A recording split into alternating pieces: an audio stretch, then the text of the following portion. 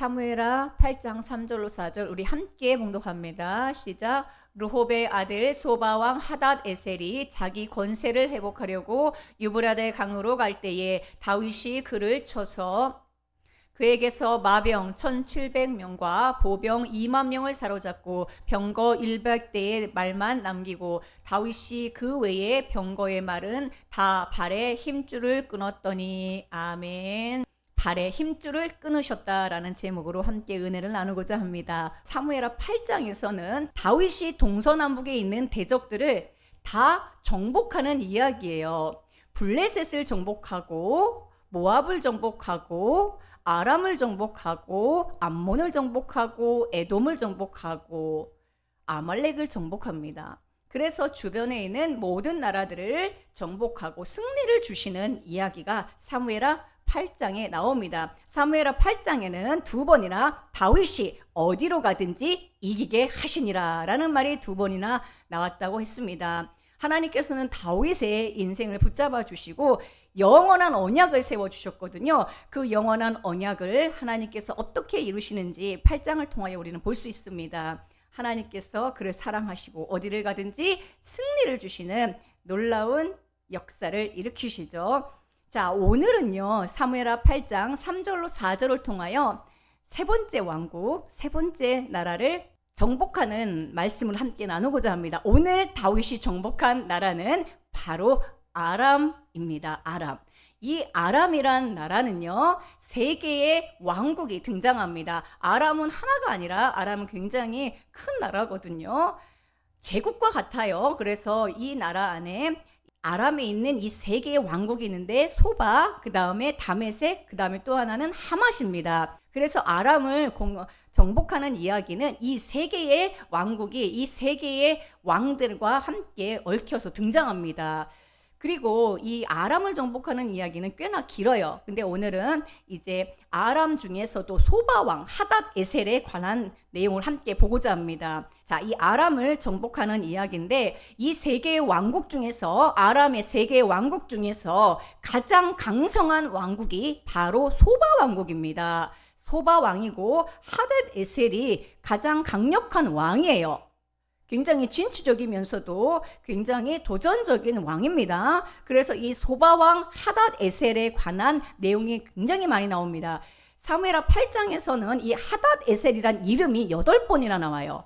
하닷 에셀, 하닷 에셀 계속해서 하닷 에셀 이야기가 나옵니다. 왜 그렇습니까? 가장 강력한 왕국이고 이 소바 왕국의 하닷 에셀이 야심을 품고 야망을 가지고 제국으로 확장하려고 하는 그러한 내용, 그것이 바로 우리 안에서 정복되어야 될 내용이거든요. 그 이야기를 오늘 우리에게 말씀해 주고 있습니다. 3절 말씀에 보니까 르홉의 아들 소바 왕 하닷 에셀이 자기 권세를 회복하려고 유브라데 강으로 갈 때에 다윗이 그를 쳤다라고 했습니다. 소바 왕 하닷 에셀이 나오죠. 자, 하닷 에셀은 자기 권위를 회복하려고 자기 권세를 회복하려고 유브라데로 진출하려고 했습니다. 유브라데는 어떤 강입니까? 유프라테스 강과 티그리스 강 사이에서 메소포타미아 문명이 발생하죠. 최초의 문명입니다. 그래서 유브라데가 상징하는 것은 인류 문명의 요람이고 풍성함과 번영을 상징합니다.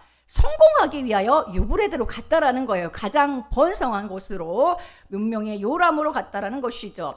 우리가 창세기 12장에서 하나님께서 갈대아우로 유브라데에 살고 있었던 아브라함을 부르셔서 약속의 땅으로 인도하시잖아요. 창세기 15장 6절을 보세요. 아브라함이 여호와를 믿으니 여호와께서 이를 그의 의로 여기시고, 아브라함은 믿음의 조상이죠. 그 믿음을 의로 여기시고 또 그에게 이르시되 나는 이 땅을 내게 주어 소유를 삼게 하려고 너를 갈대아인의 우르에서 이끌어낸 여호와다라고 말씀합니다. 갈대아 우르, 이게 유브라데거든요. 여기서 아브라함을 이끌어내십니다. 자, 그런데 오늘 본문에 등장하는 하닷 에셀은 거꾸로 우리는 유브라데에서 구출받았는데 유프라테스 강을 건넌 자들인데 오히려 오늘 본문에 나오는 하닷 에셀은 유브라데로 건너가려고 하는 것을 보게 됩니다. 왜 소바왕 하닷 에셀은 유브라데로 가려고 합니까? 자기 권세를 회복하려고 갔다라고 했습니다. 이것은 무엇을 말합니까? 자기 권세를 회복하려고, 즉 다시 말하면 예수 믿기 전의 방식으로, 세상 방식으로 다시 성공하려고 하는 사람의 모습을 보여주고 있습니다. 사실 우리도 이 유혹이 굉장히 많죠. 예수님 믿고 나가지고 병도 고침받고 은혜도 받고 회복도 됐고 또 여러 가지 삶의 문제들도 해결됐는데 은혜를 충만하게 받았어요. 그런데 여전히 세상적으로 성공하고 싶은 야망이 있기 때문에 다시 옛날 방식으로 유브라데를 향해 달리고자 하는 마음, 이전의 권세를 다시 회복하고자 유브라데로 가고자 하는 마음이, 하닷 에셀과 같은 마음이 우리 안에 있는 것을 보여줍니다. 3절에 그래서 뭐라고 했습니까? 소바방 하닷 에셀이 자기 권세를 회복하려고 다시 유브라데로 갔다라는 거예요. 우리는 유브라데에서 건너온 자들이거든요. 유브라데에서 하나님이 우리를 건너오게 했는데 이 하닷 에셀은 다시 유브라데로 건너가려는 모습을 보게 됩니다. 이제는 내 능력과 내 방식과 내 기술과 내 스펙으로 다시 한번 잘해보고자 하는 그 마음이 바로 하닷 에셀이 유브라데로 가려고 하는 마음이라는 거예요. 그런데 감사한 건요, 이 유브라데로 가려고 하는 하닷 에셀을 그냥 두시지 않고 다윗이 그를 쳤다라고 했습니다. 그러니까 유브라데로 갈 수 없었던 거죠. 왜? 쳐버렸으니까. 이것은 우리에게 어떤 은혜를 줍니까? 다윗이 하닷 에셀을 치듯이 예수 그리스도께서 우리 안에 세상으로 달려가고자 하는 그 욕망을 치셨다는 거예요. 꺾어버리셨다는 거예요. 우리가 교회 안에서 은혜 받고 나서도 여전히 세상에서 성공하고 싶고 옛날의 그 권세와 옛날에 누렸던 그런 것들을 사모하는 사람이 있어요. 그래서 다시 세상으로 나아가는 사람들이 있습니다. 그런데 오늘 하닷 에셀과 같은 우리의 마음을 오셔서 치시고 정복하신 이야기를 우리에게 말씀해 주고 있습니다. 세상적인 방식으로 잘 되고자 하는 그것을 하나님이 정복해 주셨으니 얼마나 감사합니까? 우리는요, 예수 그리스도 안에서 하나님 나라 일꾼으로 부름받았어요. 그래서 바울은 이렇게 말합니다. 사도 바울은 십자가에서 못 박힌 게 예수님만 십자가에 못 박힌 것이 아니라 갈라디아서 5장 24절에 보니까 사도 바울이 뭐라고 말합니까? 그리스도 예수의 사람들은 육체와 함께, 우리가 옛사람이 육체가 그리스도와 함께 십자가에 못 박혔는데 거기에 무엇이 함께 못 박혔습니까? 정욕과 탐심을 십자가에 못 박았다라고 말씀하고 있습니다. 우리의 탐심, 우리의 욕심, 우리의 세상적인 욕망, 이 모든 것들이 십자가에 못 박혔다라고 말씀하고 있습니다. 우리는 그리스도 예수의 사람들입니다. 그리스도 예수의 사람들은 육체와 함께 그 정욕과 그 탐심과 그 욕심과 유브라데로 달려가고자 하는 자기 권세를 다시 회복하고자 하는 그 마음이 십자가에 못 박혔다라고 우리에게 선언해주고 있습니다. 우리는 그리스도 영의 원래는 있기 때문에 우리가 성령 안에 살기 때문에 성령으로 행하는 자 되었다라는 것입니다. 얼마나 감사합니까? 이제 우리는 육체에 따라 자기 생각과 욕심으로 나아가는 자들이 아니라 그리스도의 영에 이끌려 사는 사람인 것을 우리에게 말씀해주고 있습니다. 여기 분명히 나오잖아요. 정욕과 탐심을 십자가에 못 박을 게 아니라 이미 못 박혔습니다. 다윗이 와서 이 모든 것들을 다 쳐버리고 정복한 것이죠. 세상도 끝났고 나도 끝났고 우리의 모든 욕심도 끝난 것입니다. 그러면 우리의 신앙의 목적은 무엇입니까? 우리는 이제 무엇을 위해 사는 사람들입니까? 에베소 4장 13절에 보니까 우리가 해야 될 일들이 나와요. 우리의 목표, 우리 인생의 목적이 나옵니다. 무엇입니까? 우리가 다 하나님의 아들을 믿는 것과, 우리가 해야 될 게 뭐예요? 하나님의 아들을 믿는 것과 하나님의 아들을 아는 일에 하나가 되어 온전한 사람을 이루어 그리스도의 장성한 분량이 충만한 데까지 이르는 것, 이것이 바로 그리스도 예수의 사람들이 해야 되는 목표인 것입니다. 우리는 더 이상 유브라데로 달려가는 자들이 아니라 하나님의 아들 예수 그리스도를 아는 일이 우리의 목적이에요. 또한 예수 그리스도를 믿는 일, 이것이 하나 되어 그리스도 예수의 장성한 분량까지 충만한 데 이르는 것, 이것이 우리의 목적인 것입니다. 얼마나 감사한 말씀입니까? 목적을 명확히 알고 인생을 살아야 되는 것이죠. 그러면 우리는 예수 그리스도를 아는 일과 믿는 일이 하나 되어 그리스도의 장성한 분량에 이르는데, 그럼 우리는 뭐 먹고 삽니까? 우리는 일하지도 말고 세상으로 가지도 말고 그냥 맨날 와서 예배만 드리라는 겁니까? 아니죠. 우리는 세상으로 다시 나아가야 됩니다. 우리는 유브라데로 나아가야 돼요. 우리는 세상으로 나아가야 됩니다. 그렇지만 우리가 이제 세상으로 건너가는 것, 유브라데로 건너가는 것은 내 꿈을 펼치러 가는 게 아니에요. 나의 권세를 회복하려 가는 게 아니에요. 나의 욕망을 위해서 가는 게 아닙니다. 우리는 왜 세상으로 나아가야 됩니까? 왜 우리는 유브라데로 건너가야 됩니까? 충만한 예수 그리스도를 채워서 그 예수 그리스도를 전하기 위하여, 생명을 전하기 위하여 우리는 다시 유브라데로 파송되어 나아가는 것입니다. 나의 욕심을 채우려고 가는 게 아니라 나의 영역을, 나의 욕망을 넓히기 위하여 가는 게 아니라 이제 세상으로 우리는 파송되어 가는 것이죠. 생명의 영역을 넓히기 위하여 세상으로 나아가는 것입니다.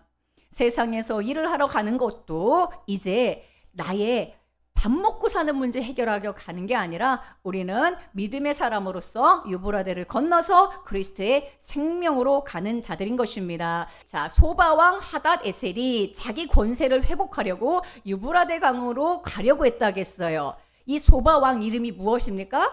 소바왕 이름이 무엇입니까? 하닷 에셀이라고 했죠. 하닷 에셀이라고 분명히 이름이 나오고, 이 하닷 에셀이란 이름이 8장에만 8번이 나와요. 그러니까 이 하닷 에셀을 우리가 중점적으로, 하닷 에셀이 과연 누구인가, 하닷 에셀이 어떤 부분을 끝내셨던가 정확히 봐야 되겠죠. 자, 하닷 에셀이라는 이름의 뜻은요, 하닷은 폭풍이란 뜻이에요. 에셀은 에제르거든요. 에제르는 도움이란 뜻이에요. 우리가 에벤에셀 아시죠? 에벤에셀이 도움의 돌이란 뜻이거든요. 하닷은 폭풍이고 에셀은 도움입니다. 그러니까 뜻이 무엇입니까? 하닷 에셀이라고 하는 것은 폭풍의 신이 나를 돕는다라는 뜻이에요. 하닷 에셀, 나는 신이 나를 돕고 있어. 폭풍의 신이 나를 돕고 있어. 이런 뜻을 가진 이름인 것입니다. 누가 진짜 폭풍의 신입니까? 제우스나 사실은 포세이돈 같은 이런 신들이 폭풍의 신이라고 생각했어요. 사람들은 폭풍의 신이 따로 있는 줄 알았어요. 신이 진짜 많잖아요. 그리스 보세요. 신이 얼마나 많습니까? 자, 그런데 마가복음 4장에서 진짜 하닷 에셀, 폭풍의 신이 누구인지 정확히 성경에서 알려주고 있습니다. 폭풍의 신이라는 건 폭풍을 제어한다는 거잖아요. 우리 인생에 수많은 환난과 풍파와 파도가 일잖아요. 폭풍이 옵니다. 인생에 파도가 왜 없습니까? 폭풍이 왜 없습니까? 근데 이 폭풍의 신이 이 폭풍을 제어해 준다고 생각하는 거거든요. 그런데 진짜 이 폭풍을, 인생에 오는 파도를, 인생의 풍파를 제어해 주는 분이 진짜 있어요. 그분이 누구십니까? 마가복음 4장에 보면은 그분이 누군지 정확히 알려주고 있습니다. 마가복음 4장 말씀 보세요. 예수께서 깨어 바람을 꾸짖으시며, 자, 마가복음 4장은 어떤 내용입니까? 제자들이 갈릴리를 건너는데 배에 예수님도 타고 계시고 제자들이 타고 있어요. 그런데 풍랑이 있는 거예요. 파도가 붑니다. 그래서 물이 계속 배에 차 들어오는 것이죠. 그래서 제자들이 예수님을 막 깨웁니다. 그러니까 고물에서 베개를 베고 주무시던 예수님이 일어나셔서 어떻게 하십니까? 예수님이 깨어 바람과 파도와 풍랑을 꾸짖으십니다. 그러면서 바다 보고 뭐라고 하시는 거예요? 잠잠하라, 고요하라. 폭풍을 꾸짖으시고 폭풍을 잠잠케 하시고 바람과 파도를 잠잠케 하시고 고요하게 하십니다. 자, 예수님이요 꾸짖으시니까 바다더러 이르되 잠잠하라, 고요하게 하셨어요. 그랬더니 바람이 그치고 아주 잔잔하여지더라. 그들이 심히 두려워하여 뭐라고 말합니까? 그가 누구이기에 바람과 바다도 순종하는가? 여러분, 진짜 폭풍의 신이 누군지, 진짜 참 하닷 에셀이 누구인지를 오늘 말씀해 주고 있어요. 바람과 파도와 풍랑을 잠잠케 하시는, 진짜 우리의 인생에 풍랑을 잠잠케 하시는 분이 계십니다. 누구십니까? 바로 예수 그리스도인 거예요. 참 하닷 에셀.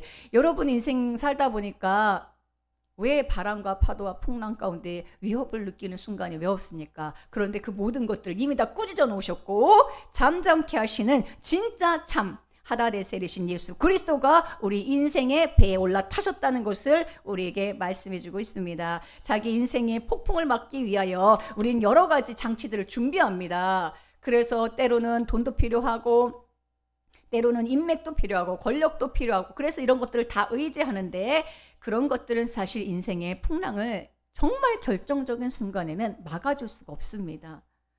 그러면 여러분 그런 것들이 막아준다면 왜 권력자들이 왜 스스로 목숨을 끊습니까?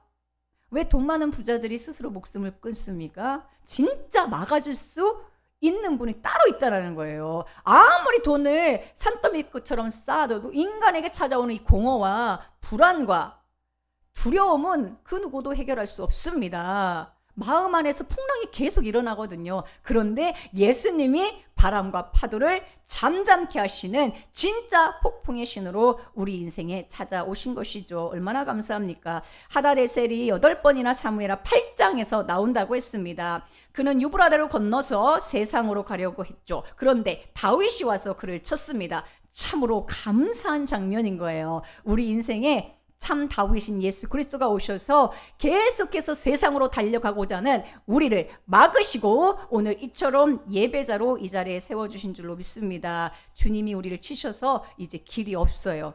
어떻게 치셨습니까?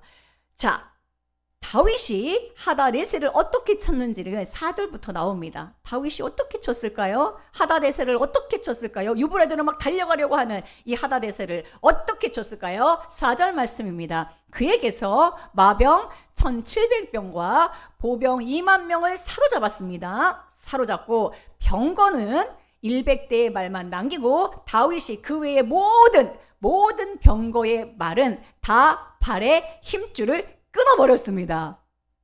자, 얼마나 수많은 병거를 가지고 유브라데로 가려고 했겠습니까? 유브라데로 가려고 했다는 것은요, 자기의 영역 영토를 더 넓혀서 제국으로 만들려고 하는 거거든요. 여러분 알렉산더 보세요. 수만 대군을 이끌고 계속 정복 전쟁을 하잖아요. 자, 그래서 하다데셀이 정복 전쟁을 하려고 수천의 그 마병을 병거를 가지고 가는데 다윗이 어떻게 했어요? 사람을 죽인 게 아닙니다. 마병 1700명과 보병 2만 명은 사로잡았어요. 사로잡아서 죽인 게 아니고 병거 100대만 남기고 나머지 병거의 말은 다 발에 힘줄을 끊어버렸습니다. 고대 근동에서 말의 발 힘줄을 끊는다는 것은 어떤 의미가 있습니까? 다시는 전쟁용 말로 쓰지 못하게 만드는 거예요. 이제 전쟁하러 달릴 수 없는 말이 된 것입니다. 그러므로 이것은 우리의 군사력, 인간적인 힘이나 의존을 완전히 무력화시키는 행위입니다. 여러분 우리 안에도 이런 힘줄이 다 있어요.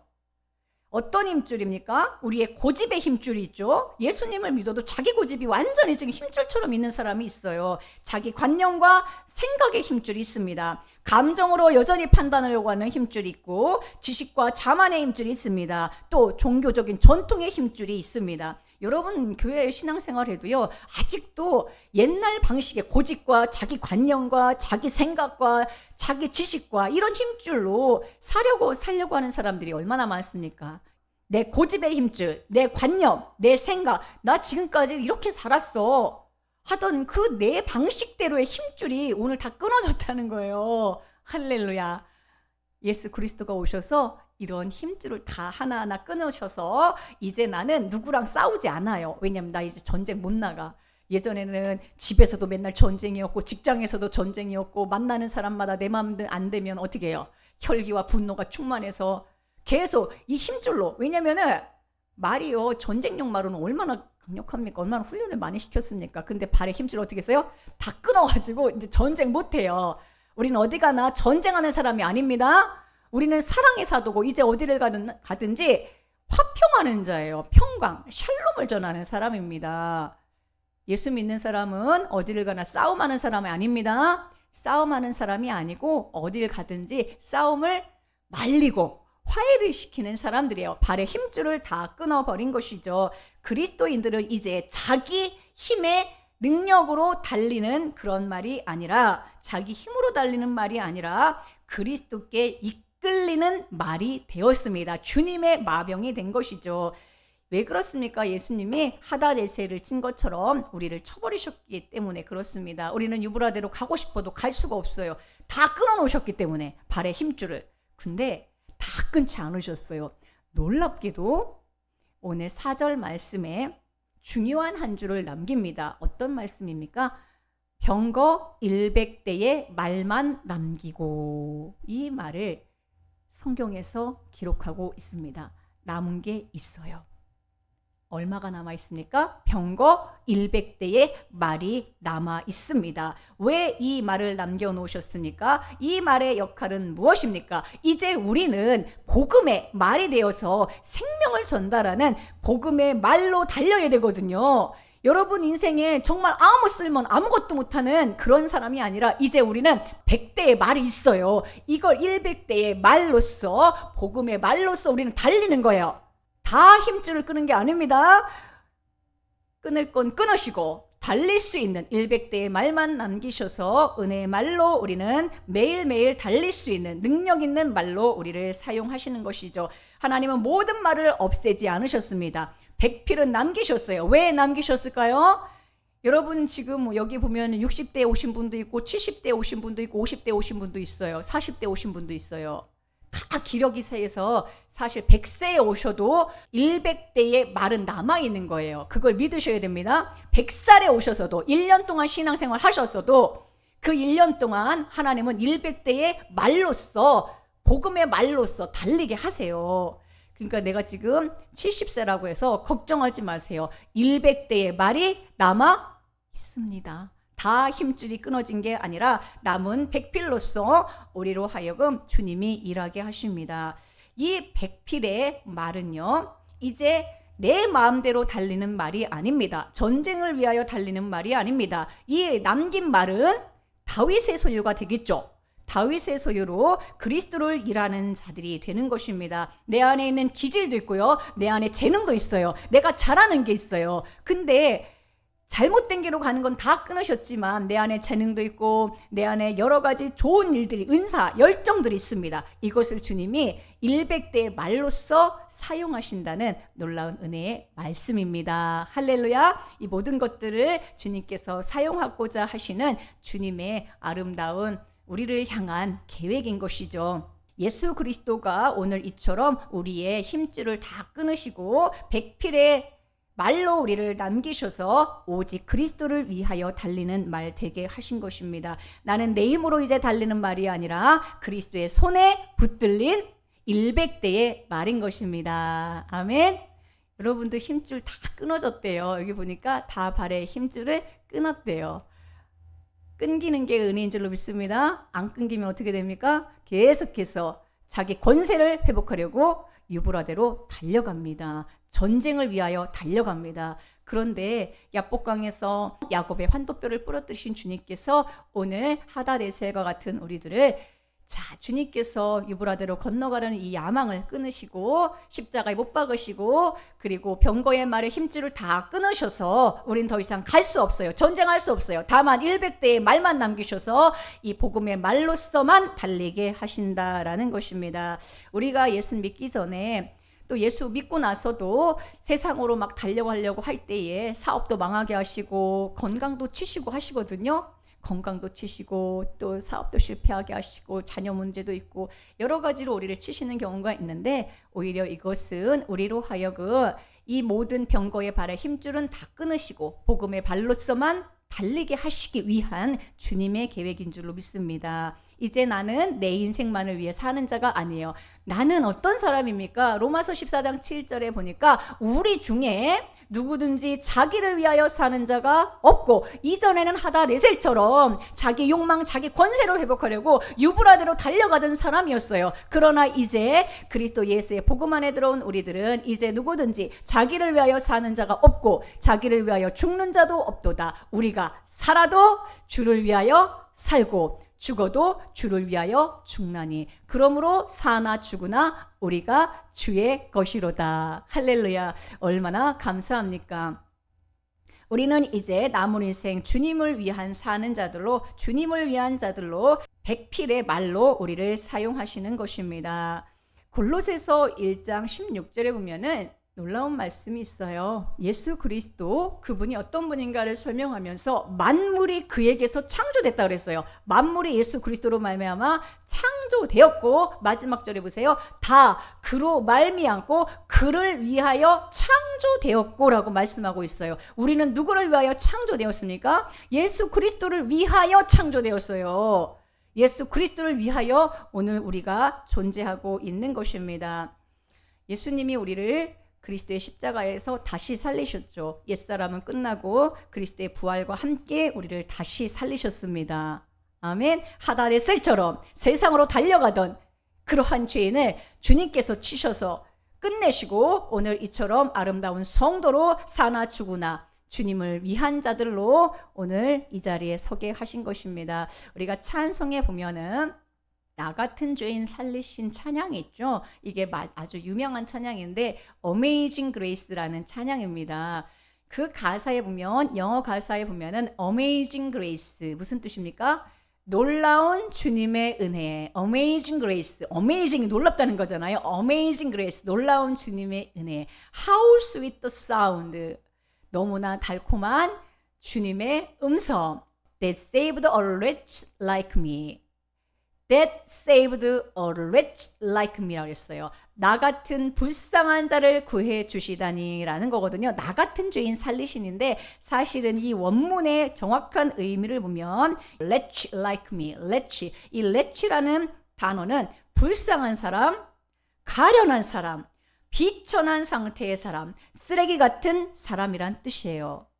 나 같은 죄인 살리신 할 때 이 나 같은이 어떤 사람이에요? Wretch like me예요. 불쌍한 사람, 비천한 사람, 아무 쓸모없는 사람, 가련한 사람, 한마디로 말하면 쓰레기 같은 인생을 구해주셨다라는 것입니다.